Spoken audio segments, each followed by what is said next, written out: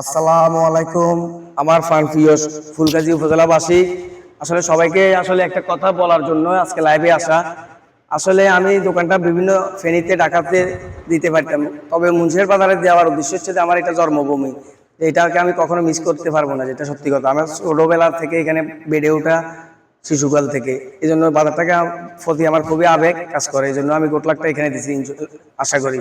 আর আমার একটা লক্ষ্য আছে, লক্ষ্যটা হচ্ছে যে আমি এই গোটলাকের মাধ্যমে যেন বাংলাদেশের ৬৬ জেলার ভিতরে আমাদের এই পুরাতন মুন্সিয়ার বাজারের নামটা যেন ছড়িয়ে ছিটিয়ে দিতে পারি।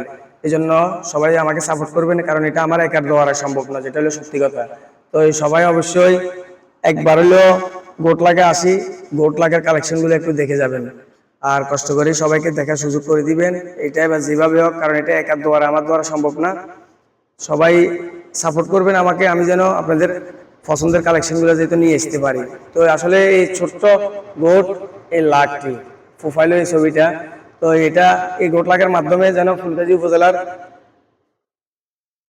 মুন্সিয়ার বাজারের নামটা যেন ৬৬ জেলার ভিতরে মানুষের জন্য চোখে পড়ে, এটাই আমার আসলে চাওয়া, এটাই পাওয়া, আমার এটাই শখ, যেটা সত্যি কথা। এর বাইরে আমার টাকার আমার কোনো টাকার ইন্টারেস্টে নেই, যেটা সত্যি কথা। ব্যবসা করতেছি আমি শখ করি, তো এই জন্য কালেকশনগুলো, শখের কালেকশন কিছু করার চেষ্টা করতেছি, এবং কি করার জন্য সবাই দোয়া করবেন। এই বলে আজকের মতো ভিডিওটা এখানে শেষ করলাম। আসসালামু আলাইকুম সবাইকে।